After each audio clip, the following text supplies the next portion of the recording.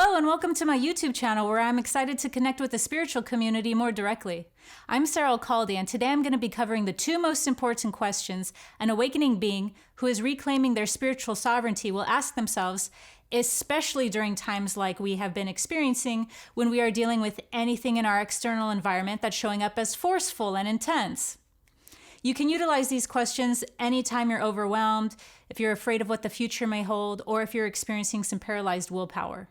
So, going straight into it, the first most important question that an awakening being asks themselves is, why would I create this?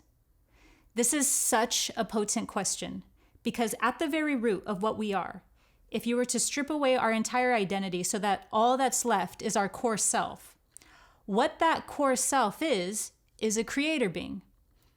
That's our true essence. And how we access different versions of reality is by putting infinity in a box, if you will, so that there is an objective reality at work with its own rules or limitations that govern over that version of reality and that universe. So there is an objective framework to this reality, and within that objective framework, we continue to create our experience, only now it's within the rules that are overseeing whatever dimension we are in. So when we ask ourselves, why would I create this? What's happening is we are speaking to our core self. So there's an awakening that's taking place through this ancient recognition. We wouldn't ask a question like, why would I create this if we didn't perceive ourselves as being in a position to shape our external environment?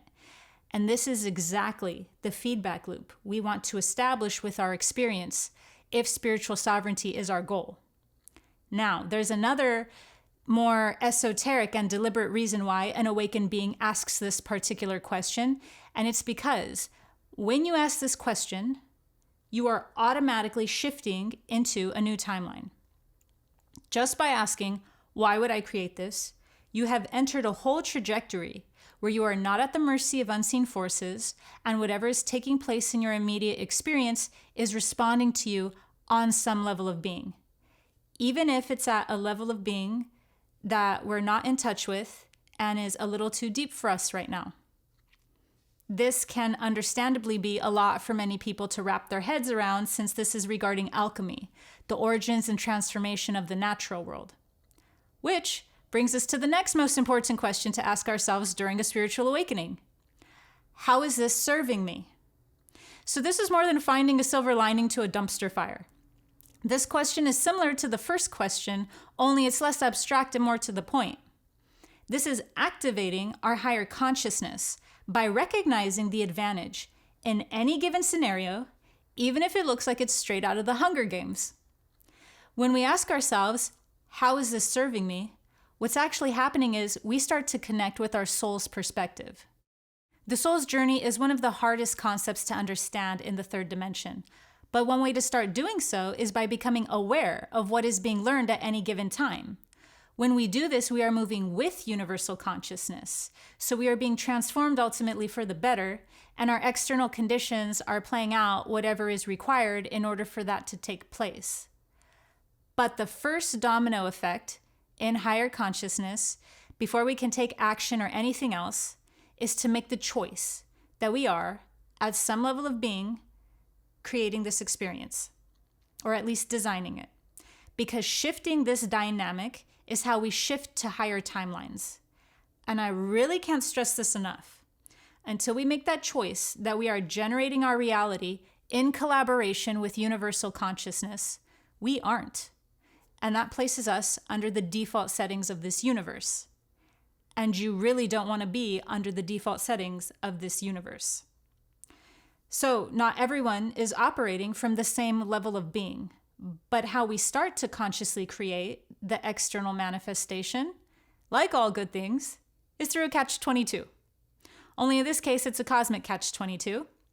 It's done by first accepting we create our external experience, even if that sounds ridiculous or like New Age garbage. And the reason why is because how we tell the universe and how we tell and speak to universal consciousness is by doing this. It's kind of like saying, hey, I'm ready to accept my power that you are kindly holding on to from me. Right now, not very many are owning their identity as a creator being. We are in a collective experience that's almost made to make us believe we have no power and everything is already set in stone. This is exactly what we wake up out of during a spiritual awakening. And asking ourselves, how is this serving me, does that.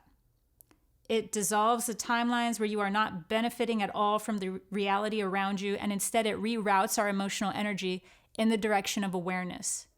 Because right now, what we are experiencing and calling reality is the sum total of what is left unresolved within the collective consciousness. And the collective is in a state of spiritual amnesia, where there's not an awareness of our true identity or how reality is even created in the first place.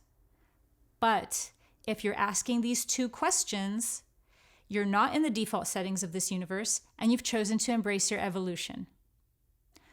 One of the biggest misunderstandings that takes place when it comes to owning our power as a creator being is a fear of becoming delusional and out of touch with the world if we accept this fact. In fact, a lot of people don't own their own power as a creator being because they think that if they do so, they have fallen under the trance of solipsism. Solipsism is to believe that we are the only thing that is real and that the outside world is not real at all. Clearly a toxic perspective. Obviously, there's a happy medium here, where we are real, the outside world is very much real, and we contribute to the creation of the collective reality all at the same time. I'll be going over this topic more in a later video, but for now, it's good to know that we're going to inevitably fall in and out of solipsism when we are expanding our consciousness. This is a natural part of ascending because we are moving into the state of oneness when we're ascending, and solipsism is an expression of oneness. So we're going to run into it on occasion. I hope this has helped your journey in some capacity. Make sure to subscribe to this channel where I will be covering the esoteric side to spiritual awakenings. Thank you and see you next time.